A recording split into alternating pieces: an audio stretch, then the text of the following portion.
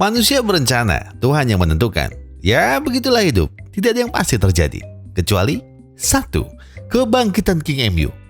Alah bang, kemarin aja seri. Ya iya kan seri, belum terkalahkan, belum kalah.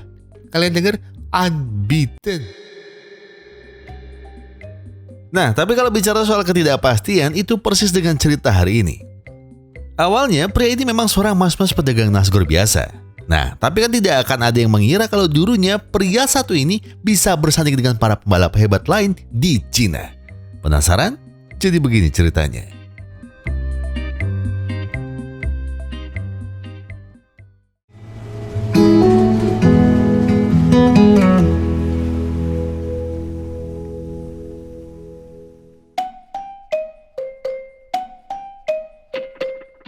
Tukang masak ini namanya Zhang Qi, atau kita akan panggil Qi. Dihina tidak tumbang, dipuji, aduh, kapan ya bang? Ya begitulah Qi. Cemoohan dan hinaan tentu sering didengar oleh Qi, yang memang hanya seorang koki kampung, dan hanya berdagang di rooftop kumuh ini.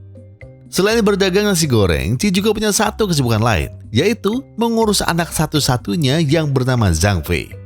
Walau bukan anak kandungnya, tapi Qi merawatnya dengan baik dan sangat telaten.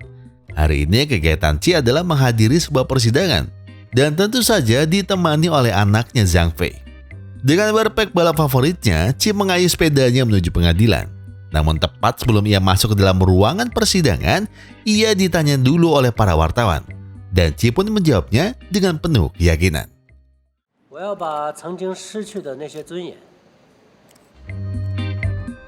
Ternyata alasan Qi menggunakan wearpack tersebut karena 5 tahun lalu, Qi adalah seorang pembalap legendaris yang dikenal gesit, garang, dan juga tidak terkalahkan. Podium 1 selama 5 kejuaraan berturut-turut tentu menjadi bukti mutlak atas prestasinya. Hari ini, Qi harus menjalani sebuah sidang dari kesalahannya pada tanggal 4 Mei 2012, alias 5 tahun lalu. Tahun di mana Qi masih aktif menjadi seorang pembalap. Tapi Qi juga menerima tawaran untuk bertanding di balapan liar. Qi merupakan seseorang yang sangat kompetitif dan tidak pernah mau kalah. Jadi ia tertantang untuk menerima tawaran tersebut dan menunjukkan kalau kemampuan balapnya memang tidak tertandingi. Sayangnya balapan yang berjalan seru itu terendus oleh kepolisian yang sudah menunggu di garis finish. Qi yang sudah terlanjur tertangkap basah itu pun akhirnya memilih untuk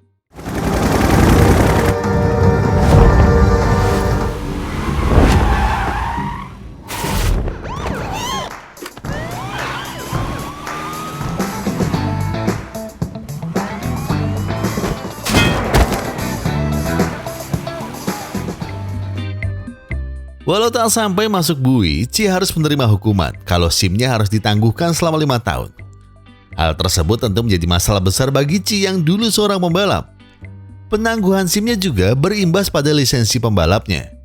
Keadaan inilah yang membuat Qi kesulitan dan terpaksa hidup miskin bersama Fei.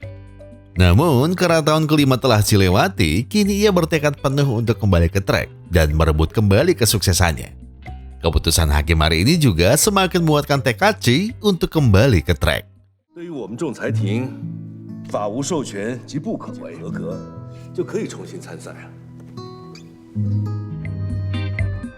Mendengar kabar bahagia tersebut, Qi langsung menghubungi rekan lamanya yang bernama Yuqiang. Ia adalah navigator Qi selama Qi masih berkarir. Bak gayung bersambut, Yuqiang langsung mengiyakan walau Qi belum menawarinya. Mereka pun janjian besok di Dufan, karena Yuqiang setelah pensiun jadi navigator, kini ia kerja sebagai boneka dinosaurus. Sesampainya di tempat janjian, Qi dan Yuqiang hanya terdiam dan termenung satu sama lain. Qi segera menghampiri Yuqiang dan memeluknya dengan sangat erat. Qi menceritakan semuanya kepada Yuqiang. Tapi bentar. Kayaknya ada yang salah deh.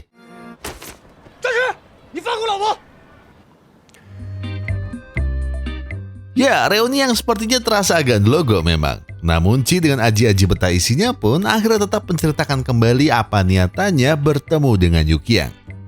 Bagaikan dipacu kembali adrenalinnya, Yuqiang langsung bilang siap jika mereka berdua akan kembali ke dunia balap setelah 5 tahun dipaksa vakum.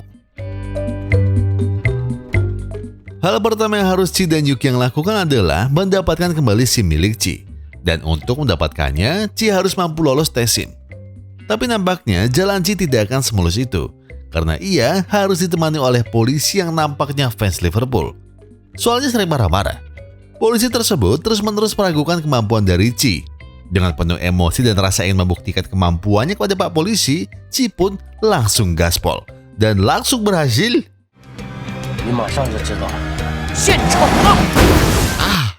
Pria bodoh pada umumnya. Selama Ci vakum 5 tahun belakangan, titel Raja Balap Cina yang dulu adalah milik Ci, kini titel tersebut berpindah pada seorang pembalap muda, tampan dan kaya raya. Namanya Lin Zhendong. Dia cepat, tidak terkalahkan, dan jelas mekanik tua seperti Ci akan ketar-ketir melihatnya. Zhendong benar-benar seseorang yang sangat ambisius dan menginvestasikan segalanya pada dunia balap. Maka tak heran kalau karirnya juga mentereng tak hanya di Cina, bahkan di dunia. Karena selama ini Zhendong tidak terkalahkan, ia pun menanyakan kepada navigatornya, apakah ada lawan yang sepadan tahun ini. Beberapa nama besar telah disebutkan oleh navigatornya. Namun, tak satu pun membuat Zhendong ketar-ketir. Justru Zhendong menyebutkan satu nama dan menanyakan perkembangannya.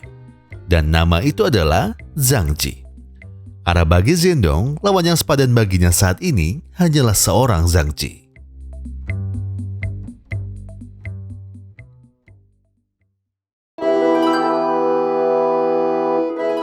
Besok paginya, Ci kembali menemui polisi yang kemarin menjadi penguji tesnya. Pak Polisi nampak sedang membersihkan mobil yang baru saja digunakan untuk tes setelah mobil yang lama dirusakkan oleh Ci. Tapi kedatangan Ci kali ini bukan untuk kembali ikut tes SIM Part 2, tapi justru ia memberikan uang untuk perbaiki mobil yang Ci rusakkan kemarin. Pak Polisi menyebutkan kalau ganti ruginya sebesar 10.000 yuan. Tapi ketika Pak Polisi buka amplop yang Ci berikan, ternyata di dalamnya ada 20.000 yuan. 10.000 untuk mesin dan 10.000 yang lainnya, ya paham lah Pak, kayak baru kemarin jadi polisi aja. Ada uang, SIM baru pun langsung datang. Kini mereka satu langkah lebih dekat menuju turnamen balap yang selama ini diidam-idamkan. Tapi kebahagiaan mereka seketika berubah ketika Lin Zhendong ada di rooftop kumuh tempat Ci berjualan.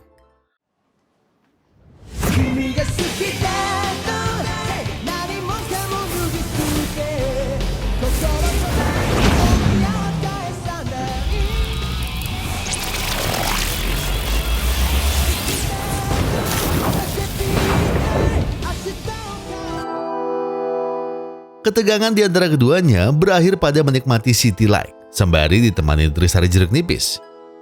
Di sana, Zhendong bilang kalau ia sangat ingin beradu cepat dengan Ci. Tak hanya itu, Zhendong bahkan siap membantu apapun yang dibutuhkan Ci agar bisa kembali ke dunia balap. Hal ini Zhendong lakukan karena Ci merupakan sosok idola bagi Zhendong. Dan Ci adalah sosok yang selama ini menginspirasi karir Zhendong. Walau Zhendong sudah sangat ramah dan baik hati, tapi Ci adalah seorang bapak-bapak penuh gengsi yang tidak ingin dibantu oleh Zhendong.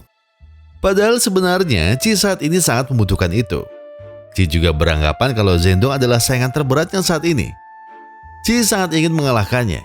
Ketika obrolan keduanya semakin intens, Zhendong menemukan sebuah buku yang di dalamnya bertuliskan, "Hancurkan Lin Zhendong." Dan kata itu ditulis berkali-kali. Ci yang mengetahuinya segera merebut buku itu dan membuangnya. Bukannya tersinggung atau marah, Zhendong justru memberikan kartu namanya kepada Ci.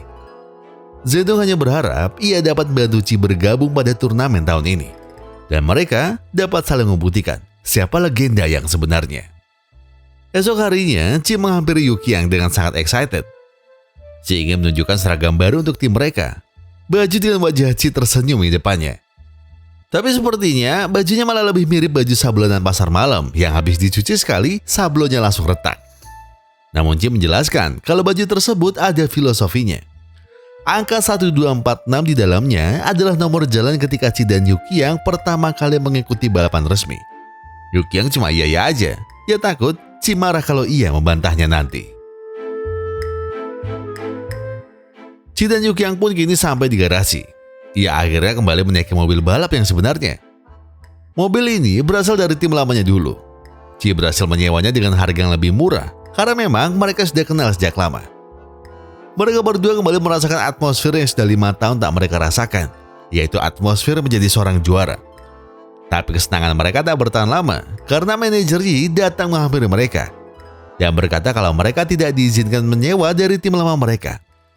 Reputasi tim lama mereka yang hancur karena tingkah Ji dulu belum dimaafkan oleh manajer Ji dan atasan-atasan lainnya. Tetapi manajer Ji menawarkan opsi lain untuk bantu Ji dengan membawa mereka ke gudang pembuangan mobil dan menunjukkan rangka mobil yang mereka gunakan dulu ketika masih aktif menjadi pembalap profesional. Dan mereka bisa membawanya besok malam. Dengan syarat tidak boleh ada satupun orang yang tahu. Dengan segala persiapan, besok malamnya Ji, Yukyang dan juga Fei benar-benar datang ke gudang tersebut. Mereka secara diam-diam menyelinap masuk dan mencoba mengangkut bangkai rangka mobilnya dulu. Layaknya seorang pencuri ulung, mereka pun berhasil mengangkut mobilnya ke dalam gerobak. Tapi hal yang ditakutkan pun terjadi.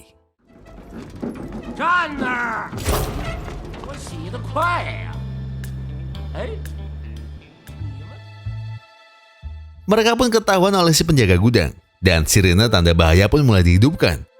Mereka bertiga pun kian terpojok. Dan Ji terus-terusan memohon kepada si penjaga gudang untuk melepaskannya. Namun penjaga gudang tetaplah kekeh dengan tugasnya. Hingga seseorang datang.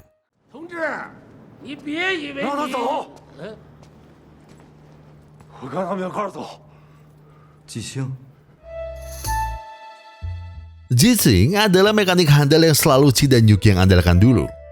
Menurut Ji, Jising adalah mekanik terbaik yang pernah ada di sejarah tim balapnya. Dan pertemuan tak sengaja ini pun membuat mereka bertiga kini kembali bersatu dan merajut mimpi yang sempat terhenti sebelumnya. Setelah rangka mobil mereka berhasil diangkut ke garasi, masalah mereka kini beralih ke uang. Mereka butuh uang untuk kembali membuat rangka mobil ini kembali mengganas seperti dulu lagi.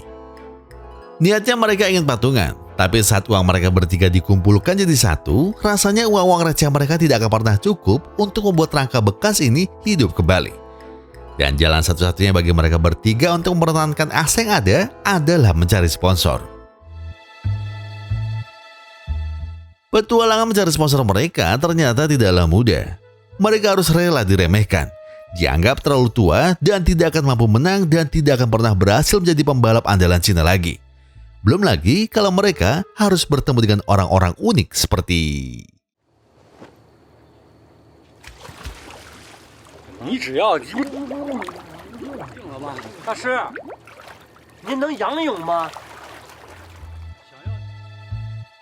Datang ke markas para pemabuk hingga harus mengikuti mik pelunas hutang juga terpaksa dilakukan. Demi dia bisa kembali menjadi pembalap profesional. Tapi hal yang mengejutkan pun terjadi ketika akan menjadi jurinya adalah Lin Zhendong. Ji yang amat sangat gengsi jika harus dibantu oleh Lin Zhendong pun segera meninggalkan stage.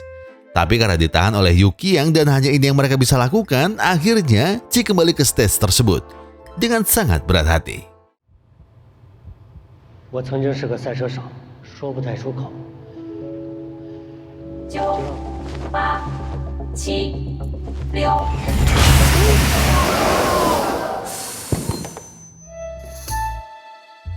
Kini Yukyang mendatangi seorang sultan yang hobinya berbagi ke tempat karaoke. Di sana Ji dan Yukyang benar-benar memohon agar sultan kali ini mau menjadi sponsor bagi tim mereka di turnamen nanti. Skill merayu dan menjilat dari dua orang ini benar-benar harus dikeluarkan semuanya. Dan dengan segala usaha yang mereka lakukan, akhirnya sultan ini pun setuju. Tapi dengan dua syarat. Syarat pertama adalah menuliskan nama pacar sultannya pada setiap wear pack mereka. Dan syarat kedua adalah mari karaoke bersama Om.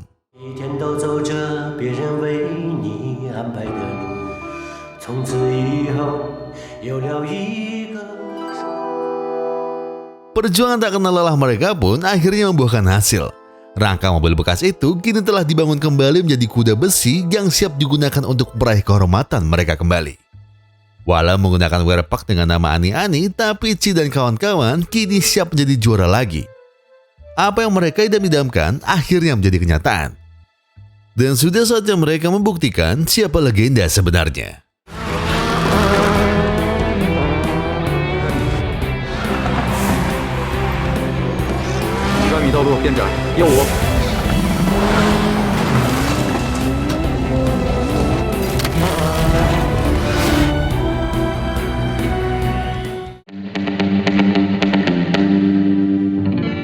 Turnamen rally tahunan Bayan Bulak akan segera dimulai dalam hitungan hari. series tahunan rally yang paling ditunggu-tunggu di daratan Cina. Rally Bayan Bulak adalah satu rally dengan trek paling berbahaya dan paling seru di dunia. Dengan panjang trek 109 km, 1462 tikungan, dan melewati Gunung Bayan dengan ketinggian 4000 meter. Tentu ini akan menjadi tantangan bagi setiap peserta. Dan kini, segala persiapan telah mulai diberangkatkan menuju ke venue. Semangat tinggi dan juga rasa senang yang amat sangat tak dapat disembunyikan dari wajah Ci dan Yukiang. Namun, ujian bagi mereka nampaknya masih harus datang sekali lagi.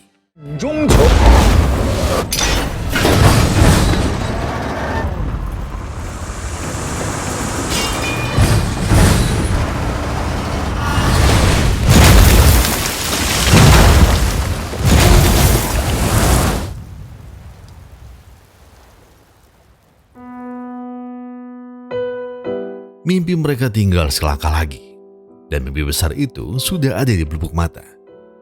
Tapi sepertinya Tuhan berkehendak lain. Tuhan kembali menguji kegigihan Ci dan juga timnya. Dengan waktu kurang dari sehari, mobil mereka hancur tak karuan. Tak ada cukup waktu untuk memperbaiki ini semua. Uang mereka pun sudah habis. Jisung sebagai mekanik terbaik mereka juga sudah menyerah atas keadaan ini. Yuki yang terluka parah dan takkan mampu bila harus dipaksa menjadi navigatornya. Panitia sudah meminta mereka mundur. Ci juga sudah hilang harapan. Tak ada lagi yang akan Ci kejar, dan takkan ada lagi mimpi besar dalam angannya. Ci benar-benar memutuskan untuk menyerah. Ketika Ci akan menandatangani pernyataan mundurnya, secerca harapan itu datang. Dan harapan itu adalah Lin Zhendong. Zhendong mengulurkan tangannya untuk membantu idolanya. Ia ingin satu trek dengan sang idola. Ia tak ingin idolanya menyerah dengan keadaan. Dan karena tak ada pilihan lain, Ci pun akhirnya menurunkan ego dan gengsinya untuk menerima pertolongan dari Zhendong tersebut.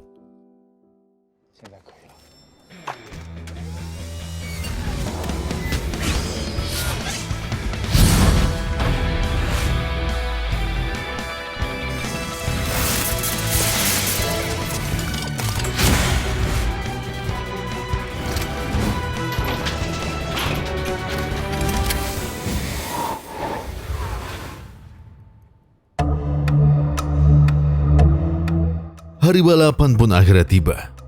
Berbagai masalah pelik untuk sampai di titik ini telah berhasil dilalui. Dan mimpi besar Ci dan timnya juga akhirnya tercapai. Walaupun akan menjadi satu-satunya pembalap yang tidak menggunakan navigator, tetapi Ci tetap optimis dan gigih pada mimpinya untuk menang. Dan kini, rally tahunan Bayan Bulak akan segera dimulai. Peserta akan start setiap 5 menit sekali. Dan siapapun yang akan mendapatkan waktu tercepat akan menjadi pemenangnya. Trek ini masih belum dapat ditaklukkan dengan durasi kurang dari 1 jam. Dan Zhendong ingin menaklukkan rekor tersebut. Dan sementara yang Ci lakukan hanya satu. Ci tidak mau kalah dari siapapun. Dua legenda yang sama-sama belum pernah merasakan kekalahan. Dan hari ini, salah satu di antara mereka akan merasakannya untuk pertama kali. Dan membuktikan siapa raja balap sebenarnya.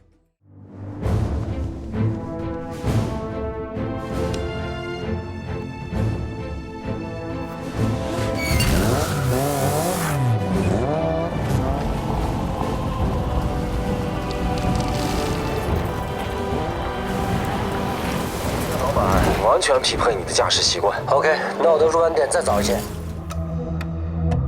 Para peserta mulai berliuk-liuk di trek Bayan Bulak dengan hebatnya. Begitu pula dengan Zhendong yang menggunakan mobil terbarunya. Dengan kekuatan 450 horsepower, tentu siapapun sudah bisa menduga kalau dia adalah pemenangnya. Tentu saja teknologi mobil Ci miliki tidak sehebat itu. Hingga pada awal pertandingan, Ci harus tertinggal sejauh 9,6 detik dari Lin Zhendong. Jisung dan Yuki yang terus berkomunikasi dengan Ci melalui radio. Mereka terus menginfokan apa saja yang Ci perlukan dalam melewati rally ini.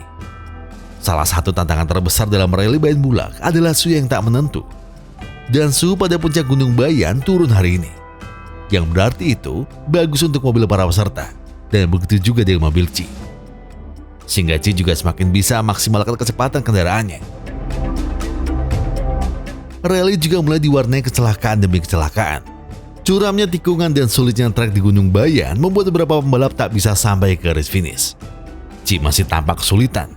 Ia kini berada di urutan keempat dan tertinggal hampir 14 detik dari si pemimpin rally, Lin Zhendong. Setelah melewati berbagai trek naik, mereka akhirnya sampai di puncak Gunung Bayan. Yang berarti setelah ini, rintangan yang dilewati akan penuh dengan turunan dan tikungan yang amat sangat curam. Bahkan satu mobil hingga jatuh dan terbakar pada turunan Gunung Bayan ini. Namun, trek ini juga menjadi berkah untuk Chi. Chi berhasil memperpendek jarak di antara mereka dan hanya tersisa gap 2 detik saja. Posisi Lin Zhendong semakin ditempel oleh Chi. Dan kini masalah datang bagi Chi yang harus melintasi trek ini tanpa seorang navigator.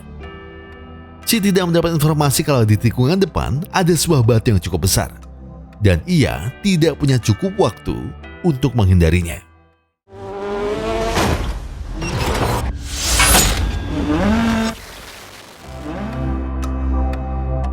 Beruntungnya, hal tersebut masih dapat Chi dan mobilnya atasi.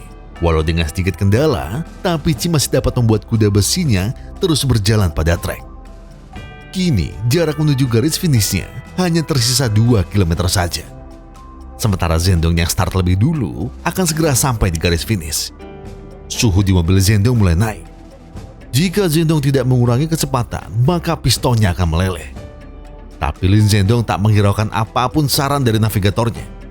Ia tetap melaju dan mengeber mobilnya dengan kecepatan penuh.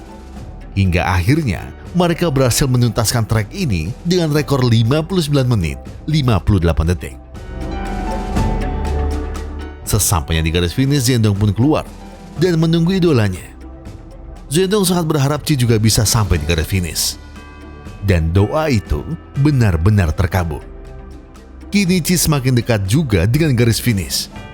Jisoo mengingatkan agar Chi tidak menggunakan kecepatan penuh, karena Chi harus menyiapkan remnya untuk melewati tikungan terakhir setelah garis finish. Tapi Chi tidak datang untuk berhati-hati. Chi tidak datang hanya untuk sekedar bertanding. Keyakinan dan prinsipnya sudah teguh. Ia tidak ingin kalah dan dia tidak akan kalah. Dengan keyakinan tersebut, Chi terus menggeber mobilnya sekuat mungkin tanpa mempedulikan omongan Jising.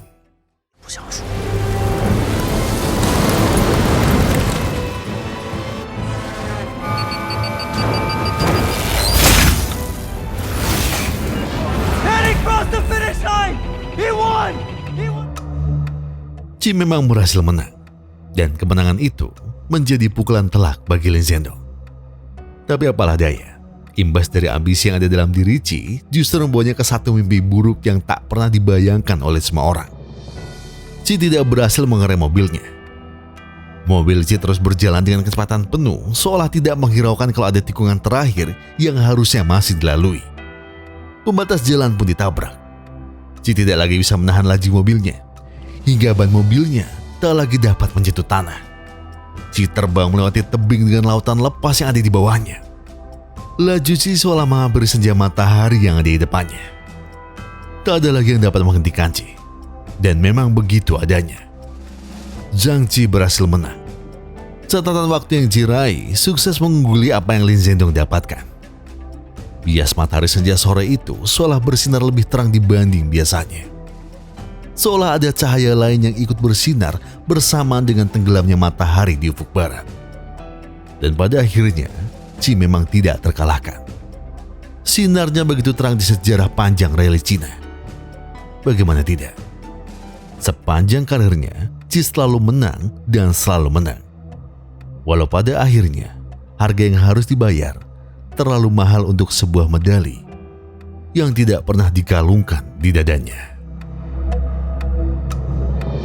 Kemenangan Zhang Chi tak hanya sekedar membawa luka dan duka bagi semua teman bahkan rivalnya.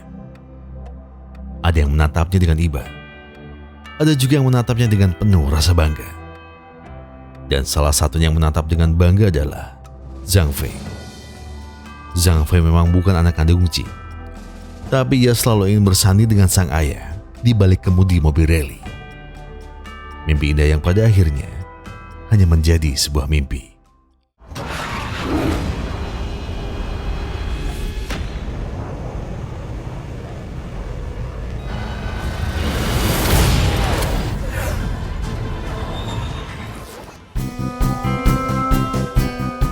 Ambisi yang besar yang diiringi semangat pantang menyerah memang sebuah kombo yang bisa mengantarkan kita pada titik yang kita mau. Tapi langkah demi langkah hebat juga harus diiringi mental yang kuat. Begitu juga dengan Zhang Qi. Awalnya Qi juga dikenal dengan sebuah hinaan. Bahkan ia rela melakukan apa saja demi menyambung hidup saat lisensinya ditahan. Tapi ia memastikan api semangat dalam dirinya tidak pernah padam. Qi bersabar selama 5 tahun. Hingga ia sampai pada rally yang ia inginkan sejak lama. Dan tenang, Qi masih ada dan selamat. Nah, kalau kalian ingin nonton kelanjutannya, bisa cek di video ini. Tidaklah penting apa yang orang pikirkan ketika kamu memulai. Tapi yang terpenting adalah apa yang orang pikirkan ketika kamu selesai dengan semuanya. Saya Goku dan Senap Tim Muster Epic Glory mengucapkan terima kasih. Terima kasih buat kalian yang sudah menonton video ini sampai habis. Terima kasih buat yang sudah memberikan like. Terima kasih buat yang sudah mensubscribe, memberikan komentar, dan juga memencet tombol thanks-nya. Karena apapun yang kalian lakukan untuk channel ini sudah sangat membantu channel ini berkembang sampai hari ini. Dan sebagai penutup, saya pengen bilang ke kalian semua, kalau kalian lagi banyak masalah itu berat banget, yang tenang. Gak perlu buru-buru, gak perlu nyusu-nyusu. Selesaikan semuanya dengan kepala dingin. Jadi sekarang tarik napas, buang, tengah kopinya, ambil koreknya, dan sebatin aja dulu.